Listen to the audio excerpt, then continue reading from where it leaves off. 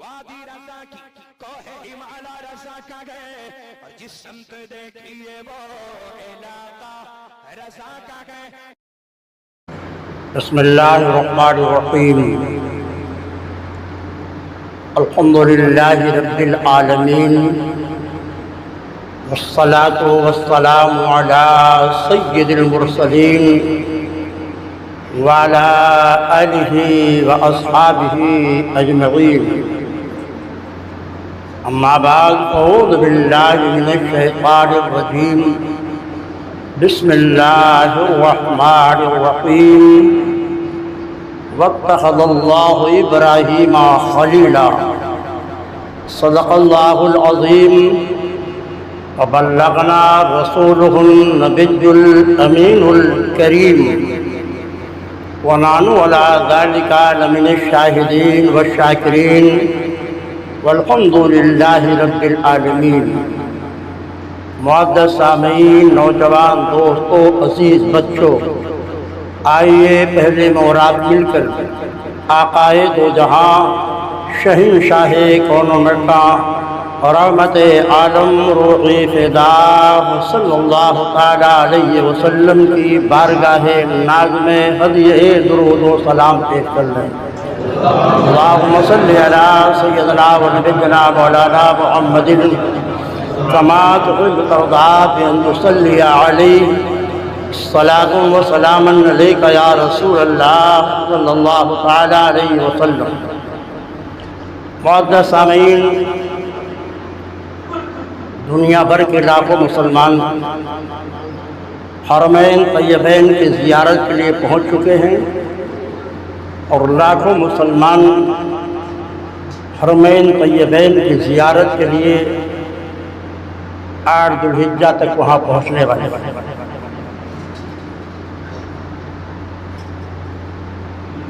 معزز سامعین، حج ایک بہت مشقت کن عبادت ہے. اس کے لیے جسم میں قوت بھی چاہیے اور دولت بھی چاہیے.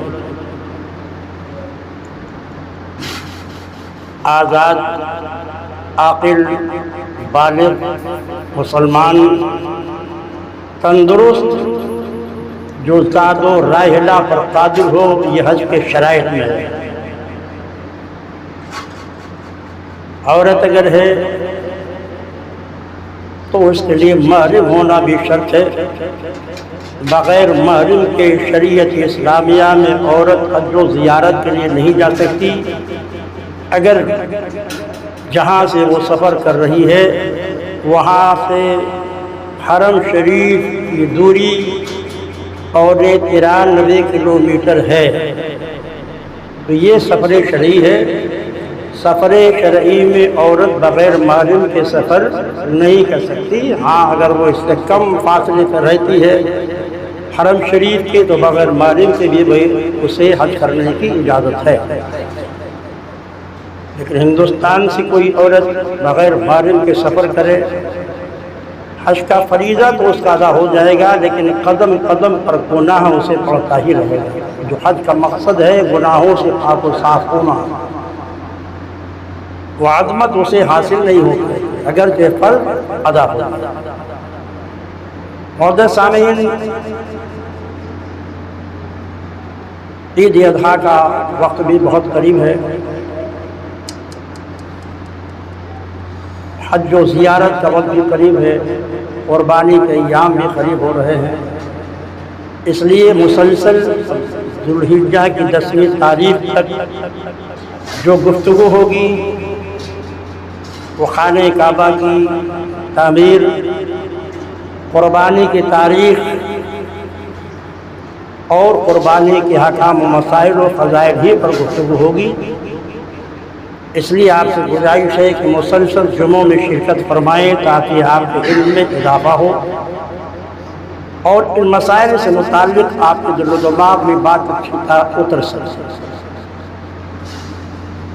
معزز سامعین، جس آیت کریمہ کی تلاوت کا شرف حاصل کیا ہے، قرآن کا ارشاد ہے واتخذ اللہ ابراہیم خلیلا. اللہ تعالیٰ نے ابراہیم کو اپنا گہرا دوست بنایا۔ اس سے پہلے بھی خطاب میں سال گزشتہ اس موقع پر آپ کو بتایا گیا تھا، پوری دنیا پر 4 شہنشاہوں نے حکومت کی ہے، جن میں 2 مسلمان گزرے ہیں اور 2 کافر۔ وہ مسلمان جنہوں نے پوری دنیا پر حکومت کی ہے، اس میں ایک نمایاں نام حضرت سلیمان علیہ السلام کا ہے،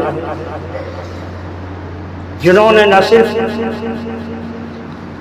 انسانی دنیا پر حکومت کی بلکہ ان کی حکومت دریاؤں پر، سمندروں پر، ہواؤں پر، پرندوں پر، درندوں پر، اجنہ اور شیاطین پر بھی ان کی حکومت تھی۔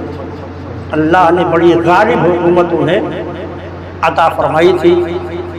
تو پہلا نام آپ کا ہے جنہوں نے پوری دنیا پر حکومت فرمائی، اور دوسرے حضرت اسکندر ذو القرنین ہیں۔ دونوں کا تذکرہ قرآن کریم میں موجود ہے۔ انہوں نے بھی مشرق سے مغرب تک اور شمال سے جنوب تک کا سفر کیا، اور پوری دنیا پر ان کی حکومت رہی ہے۔ سورہ کہف میں ان کے حالات بہت تفصیل کے ساتھ پروردگار عالم نے ذکر فرمائے۔ یہ 2 مسلمان ہیں جنہوں نے پوری دنیا پر حکومت فرمائی ہے، اور 2 کافر ہیں جنہوں نے پوری دنیا پر حکومت کی ہے۔ ان میں ایک نام ہے نمروز ابن کنعان کا، جن کو اردو میں نمرود کہا جاتا ہے۔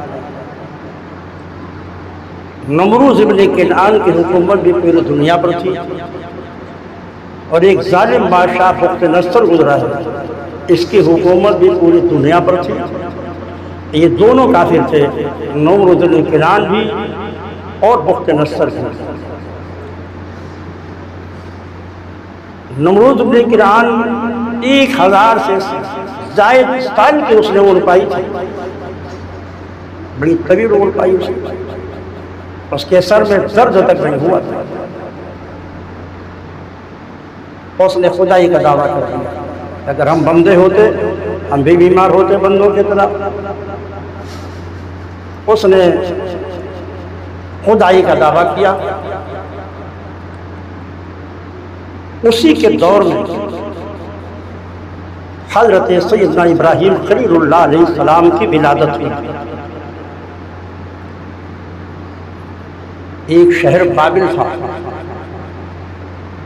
بابل شہر میں سیدنا ابراہیم خلیل اللہ علیہ السلام کی ولادت ہوئی۔ آپ کی ولادت سے پہلے ہی وہاں کے نجومیوں نے کہہ دیا تھا کہ ایک ایسا لڑکا پیدا ہونے والا ہے جو اس کفر و شرک کے دین کو بدل ڈالے گا۔ حضرت ابراہیم خلیل اللہ علیہ السلام کی والدہ، آپ کے والد کا نام طارق تھا، یاد رکھیے۔ آذر جس کا تذکرہ قرآن میں ہے، یہ آپ کا والد نہیں، آپ کا چچا تھا، اور چچا کو باپ کہنا عربی میں بھی شائع ضائع ہے، اور ہندوستان میں بھی چچا کو باپ کہا جاتا ہے۔ بڑا چچا ہے تو بڑا باپ ہے، چھوٹا چچا ہے تو چھوٹا باپ کہا جاتا ہے۔ تو چچا کو باپ کہنا یہ عربی میں بھی شائع ضائع اور ہماری اصطلاح اور عرف میں بھی شائع ہو گیا ہے۔ حضرت ابراہیم کے والد کا نام طارق تھا، چچا کا نام آذر تھا۔ جب حضرت ابراہیم خلیل اللہ علیہ السلام کی ولادت کا وقت آیا تو چونکہ نجومیوں نے بتا دیا تھا ایک لڑکا پیدا ہونے والا ہے جو دین کفر و شرک کے دین کو بدل ڈالے گا، اس قول سے آپ کی والدہ شہر بابل سے باہر، جہاں ان کے شوہر نے ایک تہخانہ بنایا تھا پیدائش کے لیے، ولادت کے وقت آپ وہاں تشریف لے گئی، اور اسی تہخانے میں سیدنا ابراہیم خلیل اللہ علیہ السلام پیدا ہوئے۔ آپ کی والدہ روزانہ تشریف لے جاتی تھی اور دودھ پلا کے چلی جاتی تھی۔ حضرت ابراہیم خلیل اللہ علیہ السلام مہینے میں اس طرح بڑھتے تھے جیسے کہ بچے سال بھر میں بڑھا کرتے ہیں، تیزی سے نشو و نما آ رہے تھے۔ جب وہ ایک قول کے اعتبار سے 13 سال اور دوسرے قول کے اعتبار سے وہ 17 سال کے ہوئے، ایک دن جب والدہ ان کے پاس گئیں خانے میں، وہ پوچھتے ہیں کہ ماں میرا رب کون ہے؟ من ربی؟ ماں نے سوچا کہ رب کے معنی پرورش کرنے والا ہوتا ہے، تو انہوں نے فرمایا بیٹا تمہاری پرورش کرنے والی میں ہوں۔ تو حضرت ابراہیم خلیل اللہ نے پلٹ کر سوال کیا اور آپ کا رب کون ہے؟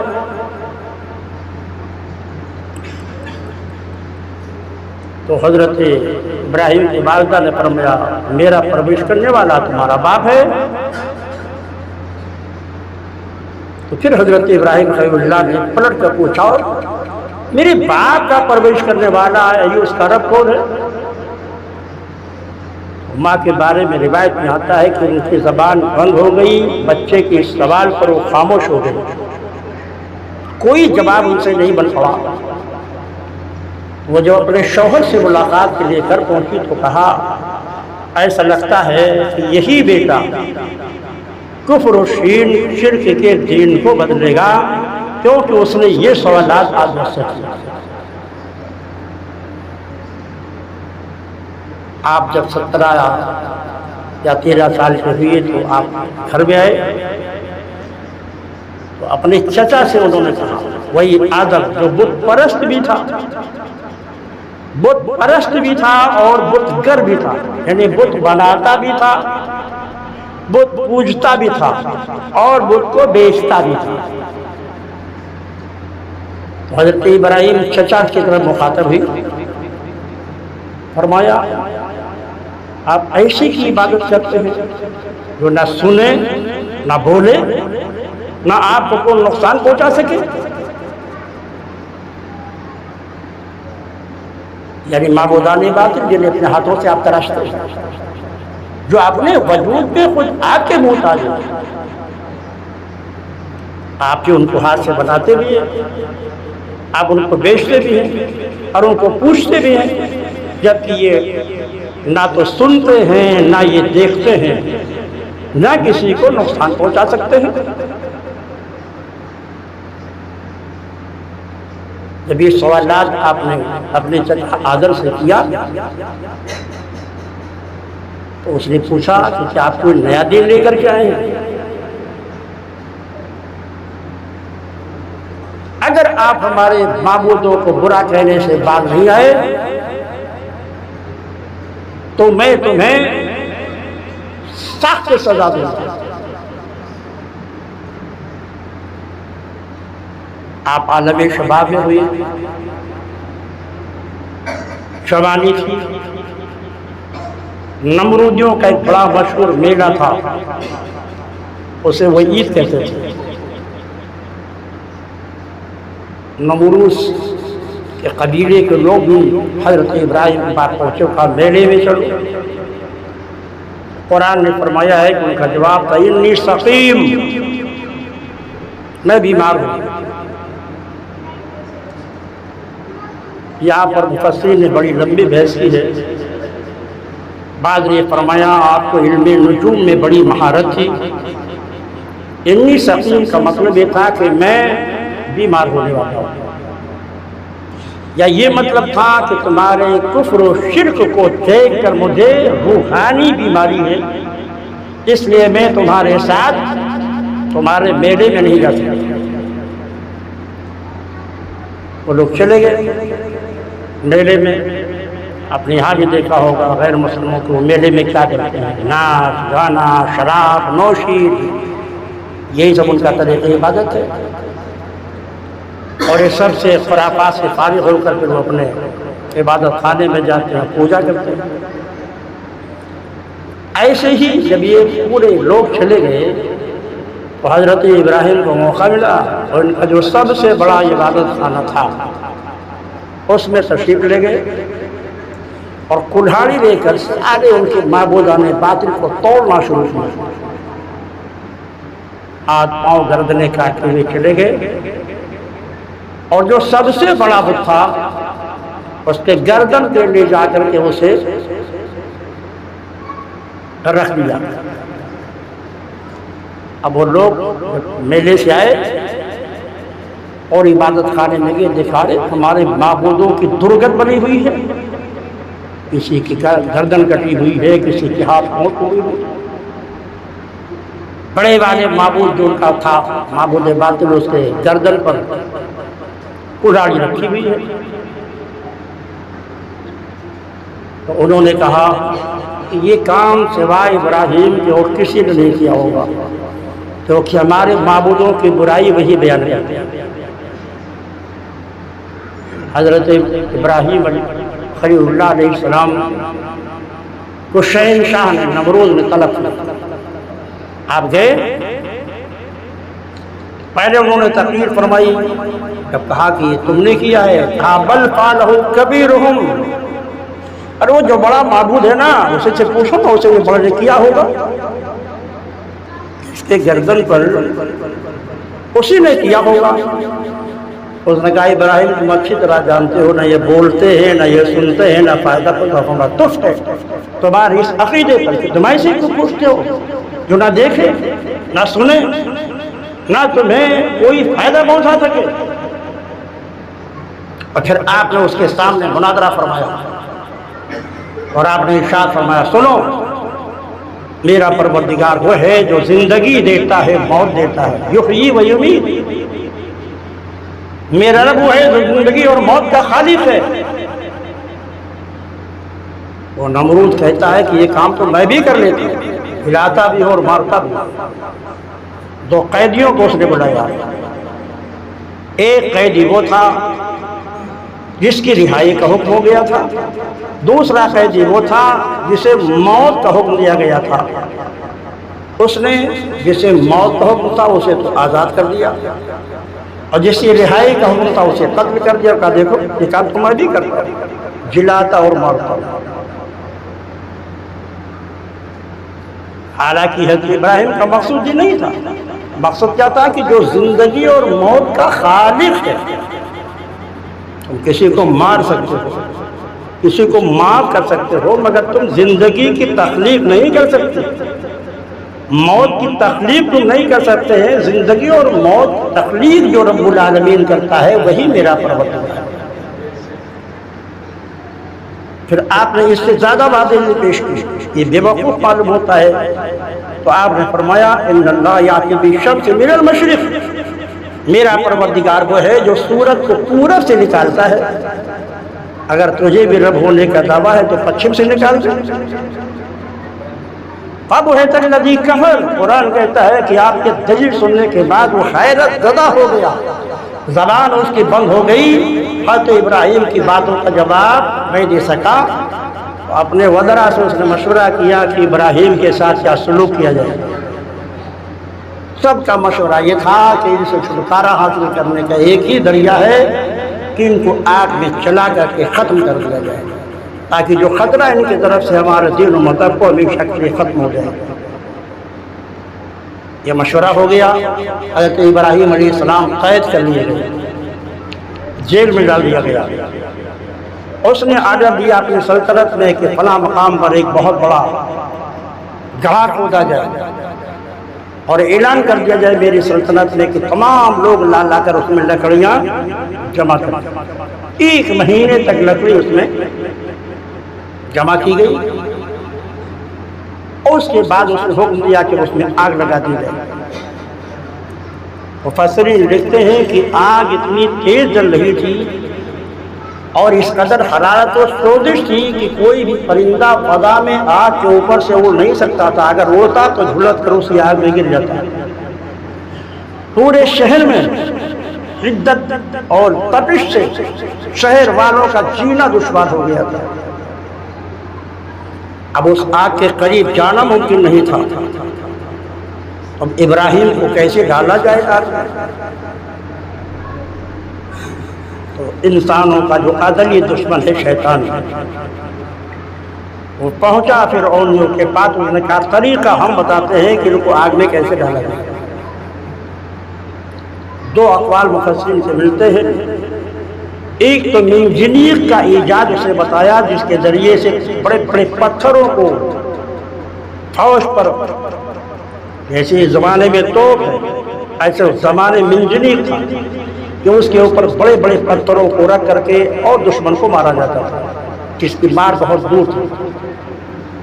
ایک قول یہ ہے کہ اس نے منجنیق بتایا کہ اس نے منجنیق میں ابراہیم کو بٹھایا جائے اور دور سے ان کو آگ میں پھینک دیا جائے، جل کر کے راکھ ہو جائے۔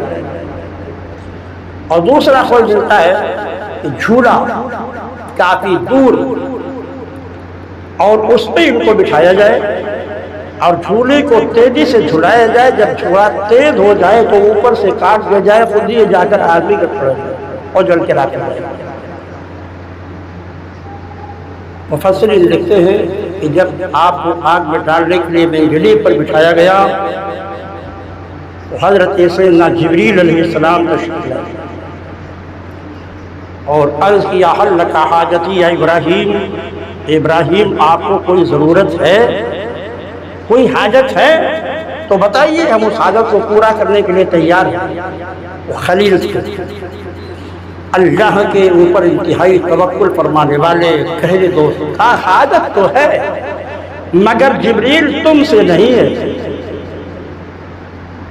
اسی سے کہہ دیجیے جس سے حاجت ہے۔ فرمایا اسے کہنے کی ضرورت نہیں ہے، وہ تو اچھی طرح میرے حالات سے واقف ہے، اسے کہنے کی ضرورت نہیں۔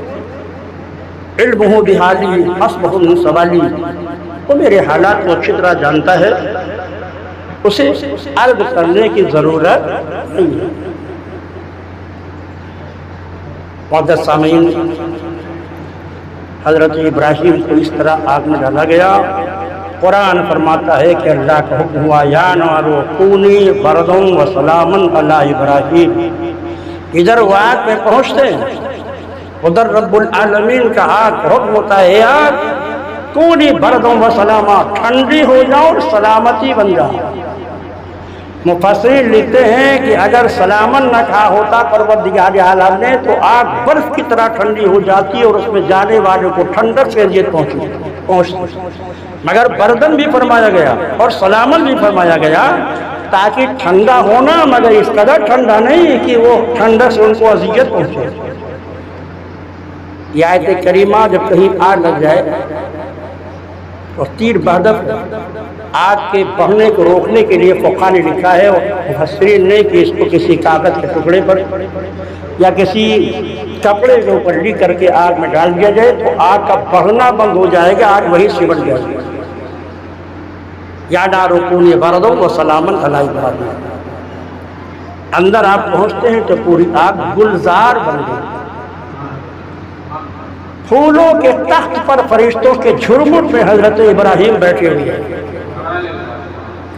نمروز اپنے محل کی چھت پر کھڑا ہو کر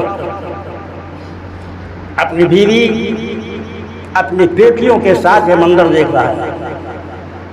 جس وقت اس نے یہ منظر دیکھا حیرت و اشتیاق میں ڈوب گیا، اس کی عقل کام نہیں کر رہی تھی کہ یہ کیا ہو رہا ہے۔ کہ وہ آگ جو اتنی تپش کے ساتھ جلائی گئی یہ ان کے لیے بالکل پھولوں کا گلزار بنی ہوئی ہے اور فرشتوں کے جھرمٹ میں تخت پر جلوہ فرما ہے۔ فرعون کی ایک بیٹی چھوٹی تھی، اس کا نام رغفہ تھا، اس نے بھی جب یہ منظر دیکھا تو بےتاب ہو گئی، بے خطر کود پڑا آتش نمرود میں عشق، عقل ہے محو تماشائے لبے بام ابھی۔ رغفہ نے جب دیکھا کہا اے ابراہیم کہ آپ مجھے اجازت دیتے ہیں کہ میں بھی آپ کے ساتھ آگ میں آ جاؤں اور میں چلی آؤں۔ اس نے پڑھا لا الہ الا اللہ ابراہیم خلیل اللہ، حضرت ابراہیم کا کلمہ پڑھتے ہوئے توحید اور آپ کی رسالت پر ایمان لاتے ہوئے وہ بھی آگ میں کود پڑی۔ مفسرین لکھتے ہیں کہ وہ آگ اس کے لیے بھی گلزار بن گئی۔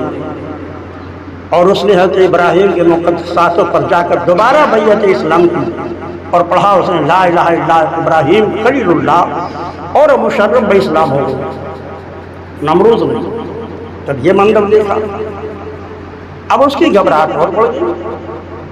ہم تو ان کے مذہب کو دبانا چاہتے اور ان کا مذہب تو پھیلنے کا ذریعہ بن رہا ہے. خود میری بیٹی بھی ان کے مذہب پر ایمان لے. مفسرین لکھتے ہیں کہ اس نے پہلے بیٹی کو محبت سے سمجھانا شروع کیا کہ میرے دین کو مانو، ابراہیم کے مذہب کو چھوڑ دو، مگر یہ وہ نشہ نہیں جسے ترشی اتار دے. جب آدمی نبی کا معجزہ دیکھ کر رسول کا اعجاز دیکھتا ہے تو عقل کھو بیٹھتا ہے اور دامن اسلام سے وابستہ ہوئے بغیر نہیں رہ سکتا بشرطے کی توفیق الہی شامل ہے. اور انہیں صاف انکار کر دیا. پہلے اس نے محبت سے سمجھایا، اس کے بعد سختیاں شروع کی. مورخین نے لکھا ہے سیرت نگاروں میں کہ شہزادی تھی لیکن اس کے باوجود ان کے ہاتھ اور پاؤں کو باندھ کر گرم گرم ریت پر انہیں ڈال دیا جاتا تھا اور ان کے سینے پر گرم گرم پتھر رکھ دیا جاتا تھا. درد سے وہ تڑپتی تھی. ایک دن انہوں نے دعا مانگی، اللہ اپنے نبی ابراہیم خلیل اللہ کے پاس مجھ کو بھی پہنچا.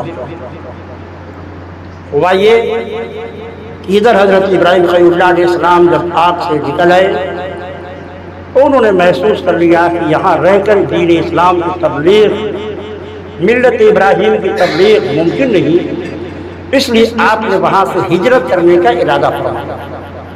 اور حضرت ابراہیم، آپ کی اہلیہ حضرت سارہ اور آپ کے رشتے کے عزیز حضرت لوط، ان تینوں کو لکھ کر لے کر کے ساتھ آپ بابل سے بیت المقدس کے لیے روانہ ہوئے.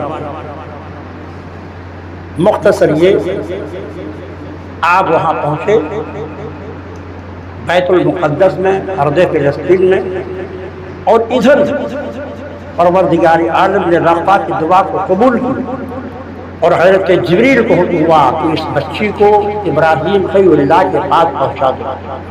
قرآن کی حضرت رفع ابراہیم خلیل اللہ کے پاس پہنچی تو حضرت ابراہیم کے ایک بیٹے اسماعیل تھے، دوسرے اسحاق تھے، تیسرے حضرت مدین بھی تھے. حضرت ابراہیم خلیل اللہ علیہ السلام نے مدین بیٹے سے حضرت رفع کی شادی کر دی. سیرت نگار لکھتے ہیں مورخین کی آپ کی نسل سے رغفہ کی نسل سے 20 اولادیں پیدا ہوئیں اور وہ سب کے سب نبوت سے سرفراز کیے گئے. یہاں تک بات جواب میں محفوظ کر لیجیے، ٹائم ختم ہو رہا ہے. انشاءاللہ اس کے بعد سے گفتگو آئندہ جمعہ کو ہوگی جس میں خانہ کعبہ کی تعمیر اور قربانی کی تاریخ پر تذکرہ ہوگا.